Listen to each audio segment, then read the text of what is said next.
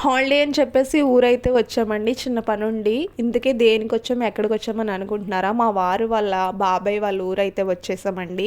So, ఇంకా సరదాగా పుచ్చకాయ తోట కూడా చూపించారనమాట. వాళ్ళదే అండి పుచ్చకాయ తోట. ఎప్పుడో వేశారంట. సో, కాయలు అవి కాసినప్పుడు లైవ్‌లో నేను రియల్‌గా చూడడం ఇదే ఫస్ట్ టైం అనమాట. చాలా పెద్ద పెద్ద కాయలైతే కాసాయండి. చూసారు కదా! ఈళ్ళే మా రిలేటివ్స్ అనమాట. ఒక్కొక్కరు పెద్ద పెద్ద కాయల్ని ఎలా పట్టుకొస్తున్నారో చూడండి. అసలు చాలా పెద్దగా ఉన్నాయి. తియ్యగా కూడా ఉన్నాయి.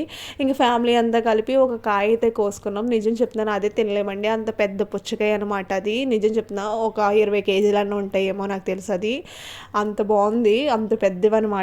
ఇంకా చిన్నవి కూడా ఉన్నాయి. ఇంకా కొంచెం పెద్దయి అయ్యాక కోస్తారేమో నాకు తెలిసి.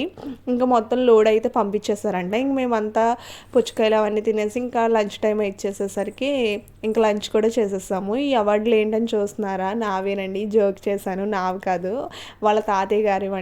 ఎన్ని అవార్డ్స్ షాక్ అయితే అయిపోయా ఫస్ట్ చూడగానే. ఇన్ని అవార్డ్స్ దేనికొచ్చేసాయని. నటన కోసం అంట. అంటే ఎన్టీ రామారావు అలా గెటప్స్ ఏస్తారు కదా! అదంట. నాకు తెలీదు. సో, వీడియో ఇంతే. వీడియో నచ్చితే